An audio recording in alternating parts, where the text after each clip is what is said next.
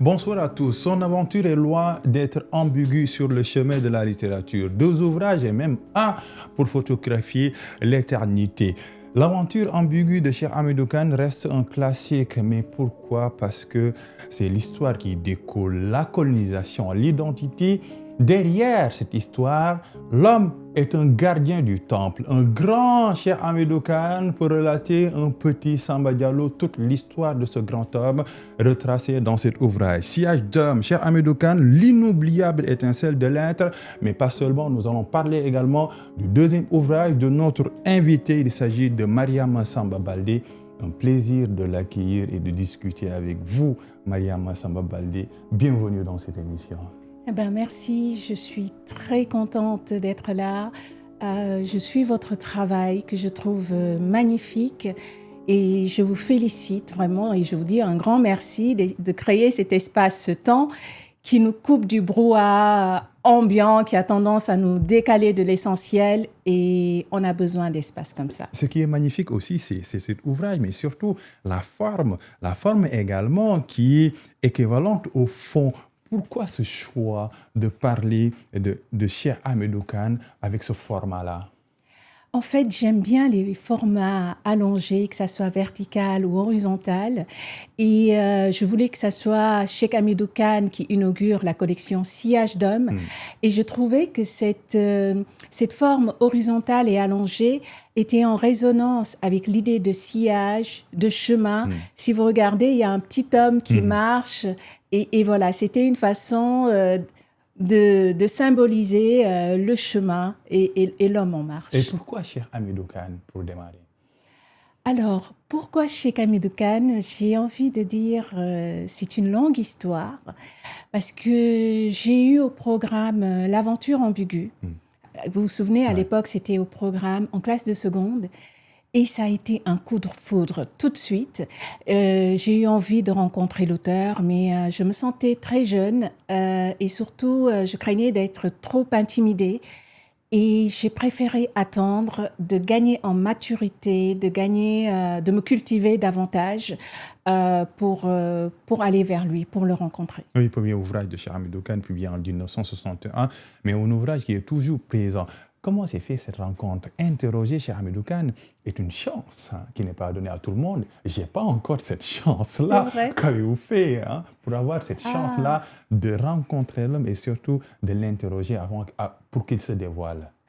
En fait, vous parlez de chance. Je pense qu'il y a des choses qui se sont alignées là-haut parce que c'est un désir que j'ai gardé longtemps au fond du cœur. Et il s'est trouvé qu'en 2014, j'ai été invitée au Salon du livre africain de Genève et lui était l'invité d'honneur de ce salon. Et je devais commencer la collection Sillage d'homme. Donc, je suis allée avec simplicité et naturelle, lui parler de cette collection, lui dire que j'aurais bien voulu que ça soit lui qui inaugure cette collection. Mais vous savez comment sont les salons, il y a beaucoup de monde, il avait des interventions à faire et surtout, il tenait à suivre les interventions des autres écrivains. Donc, je ne voulais pas trop le déranger. Je lui ai dit que je viendrais à Dakar pour lui présenter davantage ce projet. Donc, si vous voulez, il y a eu une présentation comme ça où je suis allée toute seule au salon. Et comme c'est un homme de la tradition, je me suis dit ce serait bien également que je me présente à lui de façon traditionnelle. Vous savez, quand la présentation de façon traditionnelle, ce n'est pas seulement l'individu, mais c'est son père, sa mère, à la limite, ses ancêtres. S'aligner, exactement. Et comme Abdoulaye Elimane Kane est un membre, voilà, le philosophe, voilà, homme de culture, est un membre de sa famille qui connaissait mon père, ma mère, et qui m'a vu grandir. On a habité le même quartier à Bop. Je suis allée lui demander de m'accompagner. Donc, il m'a présenté à lui, a parlé de mes parents. Et c'est là que j'ai déroulé le projet, que j'aimerais faire des entretiens filmés pour ensuite faire un livre d'entretien, etc. Je lui ai parlé du Canva et après, on était en correspondance par mail pour que j'envoie un questionnaire et qu'il ait une idée du canevas et ce que j'avais envie de faire. Il a accepté. Et comment il est, cher Hamidou Kane? Comment il est? On a combien d'heures? On peut prendre tout le temps. Oui, mais je pense que vous posez la question, mais vous avez quand même une idée de comment il est. Il a du charisme, il a de la prestance, il dégage une atmosphère comme ça autour de lui, de calme. On sent qu'on a affaire à une honorable personne. Et moi, ce qui m'a intéressée, au-delà de ses écrits, parce que c'est un classique africain, voilà, et il fait partie, l'aventure ambiguë fait partie des 100 ouvrages les plus marquants de la littérature mondiale. Donc, mais il aurait écrit le roman le plus magnifique de la Terre s'il avait été quelqu'un d'arrogant. Il ne m'aurait pas intéressé. Parce qu'on en connaît des auteurs qui écrivent des choses extraordinaires, mais que la personne n'a aucune éthique, etc. Donc moi, j'étais à la fois intéressée par l'homme et par l'ouvrage. Vraiment faire un portrait qui embrasse des contours de sa vie, mais également son œuvre. Oui, et d'ailleurs, dans cet ouvrage, il y a le jeu de l'auteur qui se couple avec le jeu de son ouvrage. Vous commencez d'abord par lui-même, par Cheikh Hamidou Kane, mais surtout par son amour à la philosophie. Pourquoi prendre cet angle? Le philosophe, mais un philosophe très traditionnel, si on peut dire ça. Oui, je voulais faire un portrait philosophique, enfin c'est comme ça que je l'ai appelé, hein, et toute la collection, c'est ça l'idée des portraits philosophiques, parce que on parle beaucoup de métaphysique, on parle de la religion, de la place de la religion et dans la cité et pour l'homme, et on parle spiritualité, on parle philosophie et on parle façon d'être au monde. Moi, c'est ça qui m'intéressait, sa façon d'être au monde. Parce que l'idée de ces portraits que j'ai envie de faire et que je commence avec Cheikh Hamidou Kane, c'est ce que j'appelle la contagion bénéfique. C'est pas donner de grandes leçons, mais quand on voit le sillage de cet homme remarquable, qu'on ait envie de lui ressembler un peu, qu'il nous aide à redresser notre colonne vertébrale et à nous améliorer, quoi. Et s'il a voulu être philosophe, c'est un combat. Ça débute quand vous lui posez la question « Comment en êtes-vous arrivé aux études de philosophie ?» Lui, il répond « Face à l'inconsidération du colonisateur qui voulait nous convaincre de notre incapacité à aller au-delà de l'enseignement qu'il offrait, j'ai nourri l'ambition de devenir professeur de philosophie. C'était une gageure puisque l'école coloniale avait, pour les indigènes, placé un plafond de verre destiné à les empêcher de se former à certains métiers. Il a voulu devenir philosophe pour montrer que la couleur de la peau ne définit pas l'intelligence entre êtres humains. Ça, c'est un acte de combat, Mariama. C'est un acte de combat, mais je pense qu'au-delà de vouloir prouver à qui que ce soit, je pense qu'il y avait en lui quelque chose qui collait avec la philosophie, avec la spiritualité. C'est vraiment cette patte humaine de Samba Diallo, quoi, de l'homme qui s'interroge. Mais ce que vous dites est vrai. Aujourd'hui, passer le bac, c'est quelque chose de tout à fait banal, alors que lui, il était destiné à aller à Louga dans une école d'agriculture. Et il m'a dit, mais le combat que j'ai mené pour pouvoir faire des études et s'accomplir, quoi, en tant qu'homme et réaliser son rêve. Il me dit, c'est le même combat que Senghor a mené, c'est le même combat que Amadou Mokhtar Mbow a mené. Et il m'a rappelé qu'ils avaient un instituteur avec Amadou Mokhtar Mbow, un instituteur blanc, qui aimait à blanchir la tête d'un nègre, on en perd sa lessive. Donc, un instituteur tout à fait raciste. Donc, il a fait d'une pierre deux coups. Il a embrassé les études qu'il voulait faire, donc la philosophie, mais en même temps, il a pu prouver que tous ces préjugés n'avaient pas lieu d'être. Et au fil et à mesure de l'évolution de l'aventure ambiguë et de ce personnage classique, historique, légendaire qui est Samba Diallo, de même que l'auteur, on voit des similitudes entre Cheikh Hamidou Kane et Samba Diallo. Cheikh Hamidou Kane était Samba Diallo, ou Samba Diallo était Cheikh Hamidou Kane. C'est une autofiction. Oui. Et il paraît même que dans sa famille, on l'appelle Samba, le deuxième enfant. Parce que voilà. la philosophie, Samba Diallo a également appris la philosophie. Tout à fait. D'ailleurs, ça a été la matière qui a déclenché un peu cet esprit rationaliste qui voudrait même nier l'existence d'une religion. Il y a quelque chose entre les deux. Il y a eu une césure quand il est entré à l'école occidentale, une césure entre sa culture dialobé et l'islam, mais Samba Baldé, Samba Diallo, Samba Diallo n'a pas renié l'islam. Il y a eu une période de tremblement, une période de doute, où cette pureté qu'il avait enfant et cette connexion qu'il avait avec Dieu d'emblée, il y a eu comme un voile et voilà. Il a douté, mais ça fait partie du... Il n'a pas douté de Dieu, mais il y a un tremblement qui a eu... Qui arrive à tout le monde. Qui arrive à tout le monde, merci. Qui arrive à tout le monde. Surtout si on aime autant la philosophie, si on aime autant les auteurs qui portent un peu ces thèses-là, en l'occurrence les athées, comme on les appelait à l'époque, comme Nietzsche. Parlons un peu de l'évolution de cet ouvrage, de 1961 jusqu'en 2025 et au-delà. Qu'est-ce qui fait un peu le charme de cet ouvrage, L'aventure ambiguë? Je pense qu'au-delà du charme, vous avez raison de parler de charme parce que l'écriture est très belle, sublime, bien que simple mais sobre. Mais voilà, il y a quelque chose de l'ordre du sortilège en parlant de charme. Et chaque fois que je lis L'aventure ambiguë, là, je peux vous dire que je l'ai lu et relu pour préparer ces entretiens.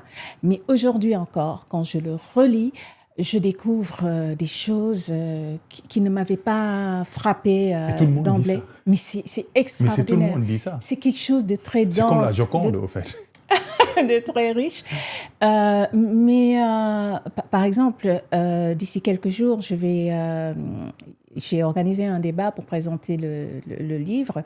Et le thème, c'est « Vaincre sans avoir raison à l'ère de la post-vérité ». Vous voyez, on peut toujours aller puiser chez Cheikh Hamidou Kane quelque chose qui est en résonance avec notre temps. Pourquoi vaincre sans avoir raison? Ah ben, écoutez, ça me semble évident. Est-ce qu'on n'est pas en ce moment, pour employer de grands mots, à l'ère de la force brute? Vous n'avez pas le sentiment que un peu partout dans le monde, vraiment cette phrase de la grande royale qui disait à Samba Diallo « Va apprendre chez les Blancs l'art de vaincre sans avoir raison ». Est-ce que on est aujourd'hui, est-ce que l'éthique, la vérité, est-ce que c'est ça qui prime ou est-ce que c'est la force qui prime? Vous êtes journaliste, est-ce que vous ne trouvez pas que souvent, est-ce qu'on prend le temps de faire un journalisme d'investigation ou est-ce que dans différentes parties du monde, on ne pousse pas davantage à faire de la propagande? Qu'est-ce qui compte véritablement? Être dans la vérité ou juste diffuser des idées? On ose parler de vérité alternative.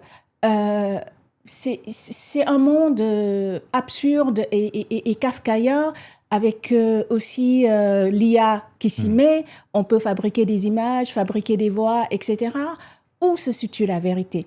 La fausseté est en train de tout recouvrir et donc ça repose cette question. Vaincre sans avoir raison à l'ère de la post-vérité. Et si vous avez envie d'en savoir plus, il vous faudra venir à la conférence. Est-ce que le blanc a vaincu chez nous sans avoir raison?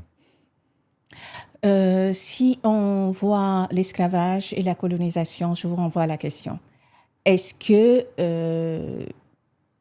qu'ils avaient raison de trouver une terre et d'imposer le travail forcé, de faire... enfin, je ne veux pas remuer le passé comme si... Mais voilà, ça me semble vraiment mais évident. surtout dans le contexte de Samba Diallo, quand la Grande Royale lui dit « Va apprendre chez les Blancs ». Pour apprendre à vaincre sans avoir raison. Parce que c'est quelque chose d'incompréhensible chez elle. C'est comme s'il y avait une césure, quelque chose, une rupture, dans un défaut de raisonnement. Vaincre en ayant raison, ça semble logique. Vaincre sans avoir raison, il y a quelque chose qui cloche. D'illicite. Oui. Est-ce que l'école en fait partie? si l'école fait partie de quelque chose... Des banques sans avoir raison. On cite d'ailleurs cette fameuse citation, est-ce que ce que l'on perd vaut mieux que ce que l'on gagne? Exactement. C'est une question qu'il faut se poser jusqu'à maintenant. Encore et encore. Parce qu'on parle toujours de nos programmes éducatifs, de ce que nous apprenons, de ce que nous distillons. Mais au-delà de ça, ce que nous conservons. Même par rapport aux avancées technologiques, je pense que c'est très bien la science, mais comme disait Bergson, science sans conscience n'est que ruine de l'âme.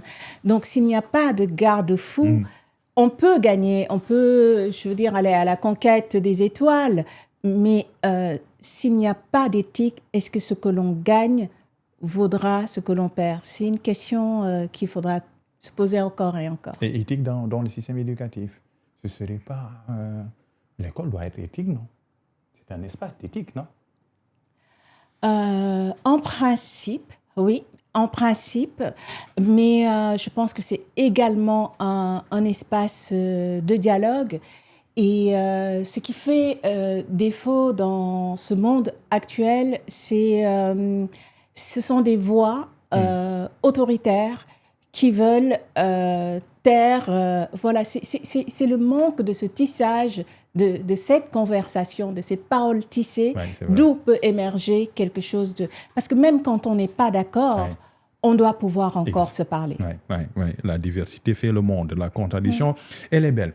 Vous posez des questions sur le parcours de Cheikh Hamidou Kane. Posez des questions également sur des choses. Et j'aime ça, ces détails. Sur, par exemple, le désir de poids ou la minceur. Vous dites à Cheikh Hamidou Kane, dans l'aventure ambiguë, le maître assimile le désir de poids à une phase d'immaturité, qu'il s'agit de nouveaux guides religieux qu'on voit prendre beaucoup de poids, ou de dictateurs africains de l'entourage dont la boulimie avec le trésor public. N'est-on pas face à une politique du ventre? Symptôme d'une mentalité infantile. Et Cheikh Hamidou Kane répond avec cette première phrase qui est magnifique. Il y a de l'immaturité dans cette façon de tourner le dos aux règles de la sobriété. Tout à fait. Ça, c'est magnifique. Tourner le dos aux règles de sobriété. De sobriété. Et il me rappelle que Serigne Touba a porté des vêtements sans poche, tellement qu'il avait ce détachement par rapport au bien de ce monde. Il rappelle cette maxime Peul qui dit qu'il faut manger pour vivre et non manger pour devenir gras et beau. Alors, dans l'aventure ambiguë, il y a cette métaphore magnifique de la courge qui, quand elle est jeune, a ce poids. Il dit, quand on est jeune, avoir ce poids, c'est... Mais plus le temps passe, plus la courge s'évide. Et il y a cette image du vent qui entre dans la courge, qui s'évide et qui fait sa musique. Vous voyez, et c'est notre destinée à tous. Un jour, nous serons des squelettes et peut-être que le vent chantera dans nos os. Mais ce qui est de l'ordre de la chair ou de la matière quand on est jeune doit passer du côté de l'esprit, si on gagne en sagesse. Mais on dit que le pouvoir rend fou. Hein?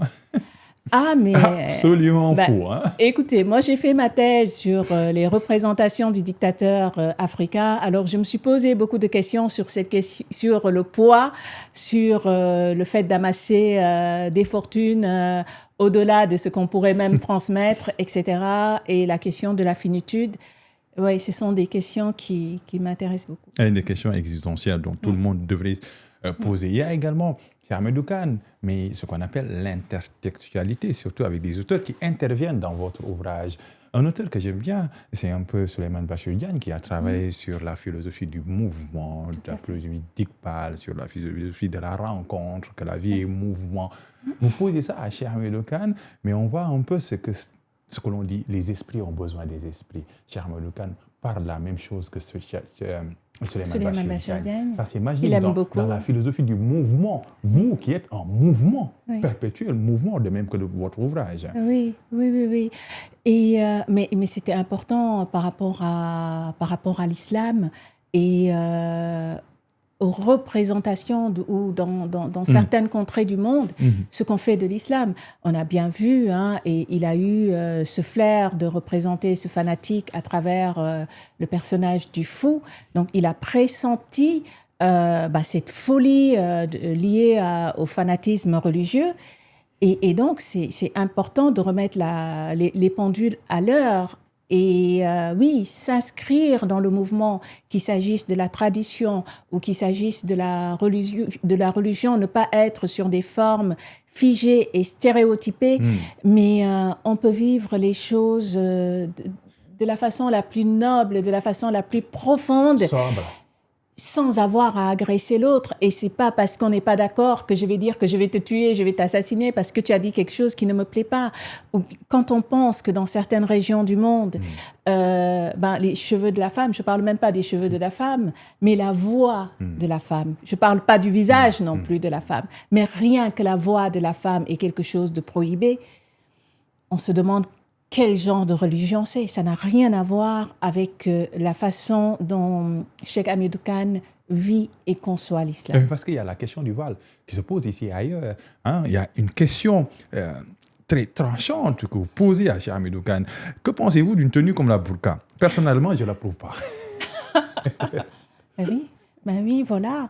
Et il aime bien parler de cet islam noir qui a rencontré l'islam et qui n'a pas forcément renoncé. Vous voyez, on peut mettre nos boubous, être décent, on peut serrer la main à un homme et pratiquer. Nos mamans le font, nos grands-mères le font, et pratiquer un islam clair, net, voilà, et qu'on soit en résonance. Tolérant. Parce que l'image du fou, oui, l'image du fanatisme religieux et identitaire, ce qu'on appelle, Khalid Diallo, j'aime bien, les semeurs de cimetière.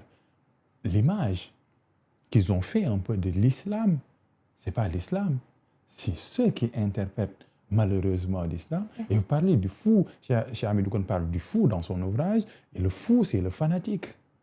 Tout à fait. Et je vous dirais même cette interprétation de la djihad. Vous savez parfaitement que la djihad, la grande djihad, c'est la djihad intérieure. C'est ce qu'on fait de nos passions, comment on s'épure, comment on élague, etc. C'est pas le djihad contre l'autre, c'est voilà. Les identités meurtrières. Tout à fait, Amin Maalouf. Mais j'aime bien cette intertextualité, ça montre un peu que celle qui pose des questions est autant et même aussi cultivée que celui qui répond aux questions. Ce qui est vivant et vibrant dans le personnage de Cheikh Hamidou Kane, c'est son ancrage à la tradition jusqu'à maintenant. C'est même magnifique, Cheikh Hamidou Kane. C'est savoir qui on est. Donc, il a besoin de cet ancrage. Il le vit de façon très naturelle. C'est sa source, quoi. Oui. C'est sa matière, c'est sa muse. Absolument, c'est sa langue. C'est son environnement. C'est sa langue peul. C'est Exactement. aussi ce poulagou, ces ensembles de valeurs peul qui permettent de forger un homme. On dit qu'on ne naît pas homme, on le devient. Cet homme qui a de la tenue et qu'en Wolof qu'on appelle nité. Oui. Et en fait, le poulagou permet, avec sa pudeur, etc., tout un code qui permet de faire un homme vraiment nité, un homme qui mérite le nom d'homme. Et donc, évidemment, il ne renonce pas à toute cette richesse de sa culture peul. Mais ce qui, bien sûr, je lui ai posé des questions sur la tradition, et ce qui me plaît chez lui, à son âge encore, oui, c'est un homme de la tradition, mais c'est aussi un homme de la synthèse. Ouais, voyez, très ouvert, oui. C'est un homme de la synthèse, et peut-être que quand il a parlé de son parcours et quand il était ado, collégien, tout ce qu'il lisait, les livres qu'il dévorait, qu'il s'agisse de la littérature russe, donc Shakespeare, Dostoïevski, de la littérature anglaise, Shakespeare, mais il lisait Goethe aussi. Les vacances scolaires, c'était pour lire, quoi, voyez. Et ce tissage, cette synthèse, c'est un homme de synthèse. ouvert au vent du monde. Vous voyez, cette politique de la relation dont parlait Édouard Glissant, eh bien, Cheikh Hamidou Kane le fait très bien. Moi, si c'était juste un homme de la tradition et qui met des œillères, il ne m'aurait pas intéressé. Mais cet équilibre qu'il trouve entre... Ubuntu, quoi.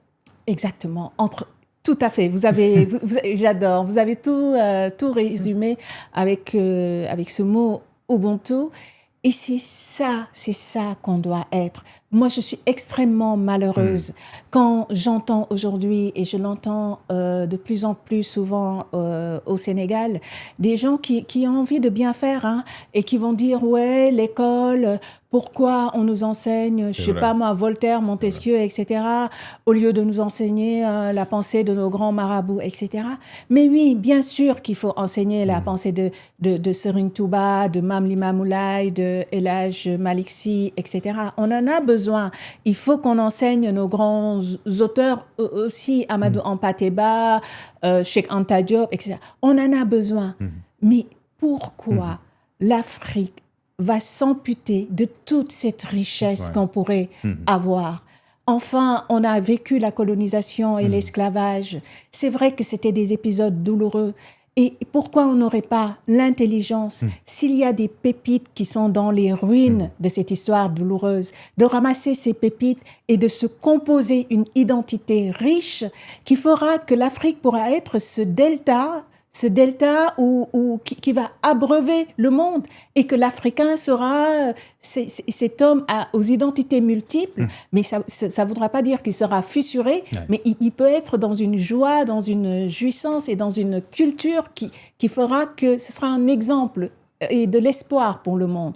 Donc oui, on peut lire nos auteurs, on peut lire nos marabouts, mais on n'a pas à s'amputer des autres. Tout ce qui est bien dans le monde nous appartient aussi à nous, Africains. Oui, ça c'est un beau plaidoyer.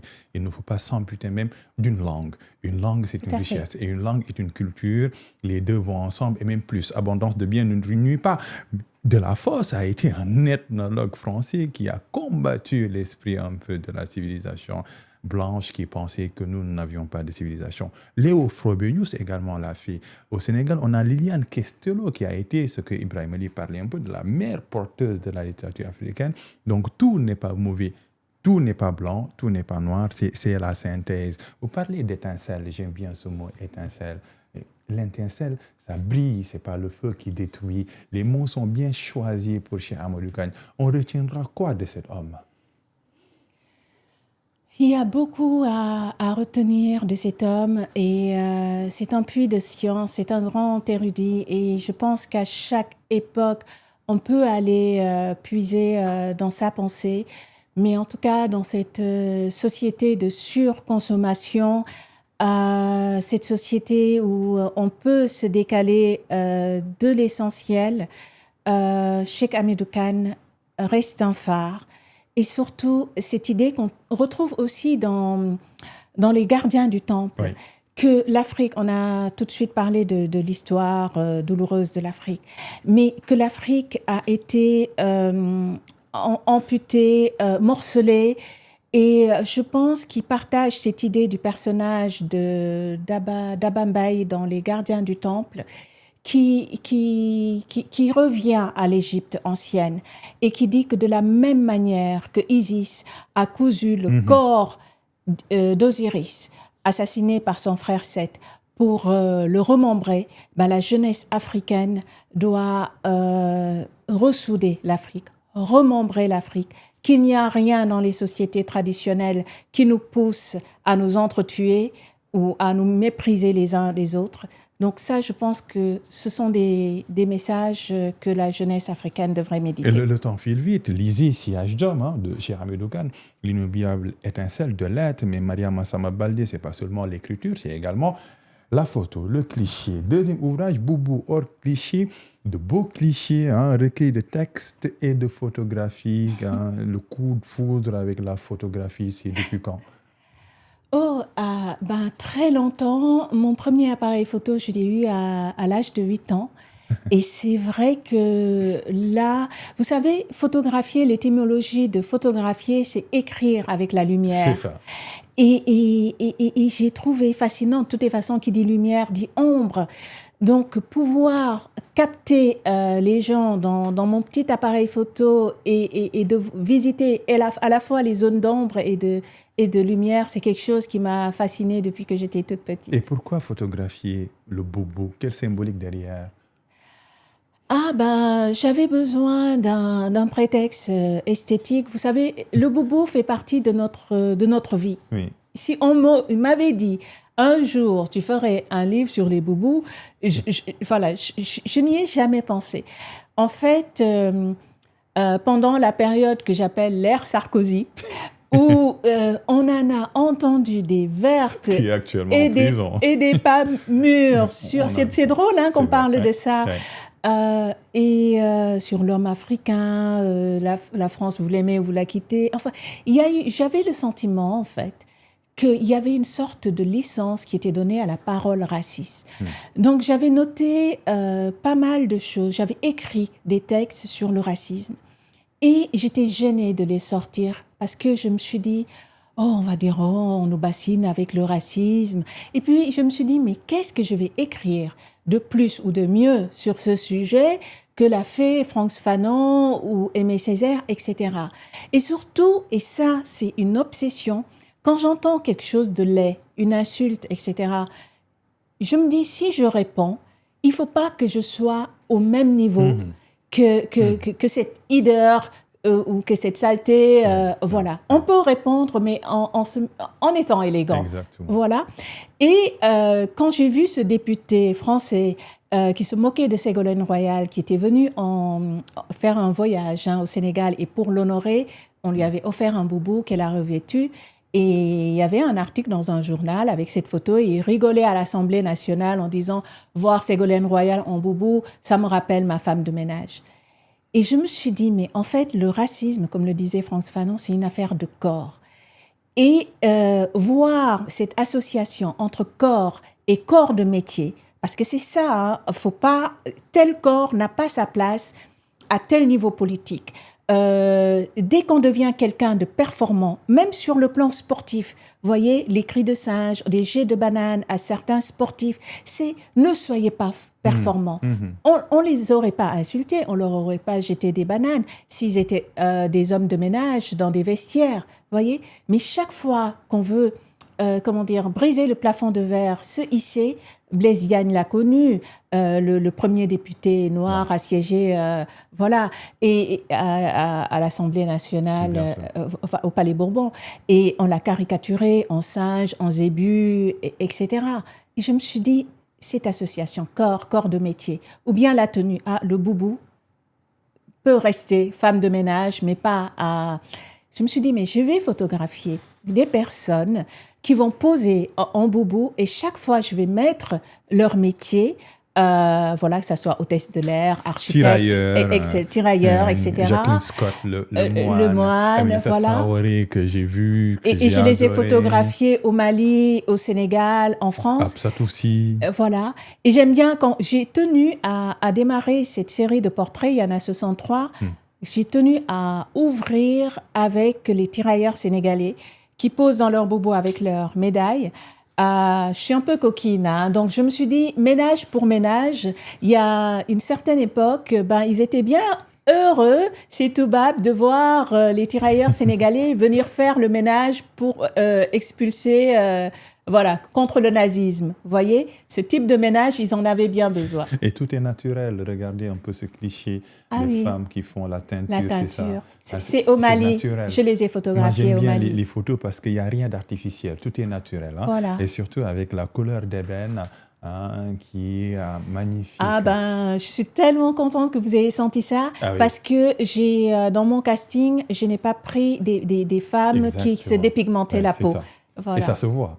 Et ça se voit à travers le sourire pour montrer un peu que l'originalité, la simplicité, c'est de l'art.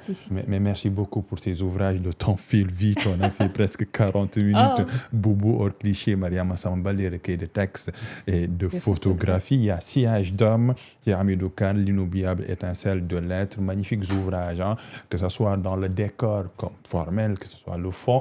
Il y a de la matière. Merci pour ces deux ouvrages. Merci beaucoup d'être là, Mariama. Je n'ai pas senti le temps passer. Heureusement. J'ai été très, très contente d'avoir cet échange avec vous. Merci. Et prochainement, les projets, qu'est-ce qui vient après? Ben, j'aimerais tellement... Le débat, forcément. Oui, il y a ça, mais je travaille et j'espère que j'aurai les soutiens qu'il faut pour faire un film parce que ce livre d'entretien est basé sur des entretiens filmés. Donc, si je pouvais en faire un film aussi sur Cheikh Hamidou Kane, j'en serais très heureuse. Et je pense que la tutelle, pour devoir et par devoir de mémoire, il faut ça, il faut des films pour photographier le destin, comme Cheikh Hamidou Kane l'a fait dans l'aventure ambiguë. Merci beaucoup d'être là. Merci beaucoup à la Noblesse Anodine, l'équipe de Dakar Podcast, qui nous permet toujours de réaliser cette belle émission dans un beau décor. C'est belle. Rendez-vous prochainement pour une autre auteur ou un autre auteur. Vous savez, notre secret de polichinelle, partagez, likez, commentez. À bientôt.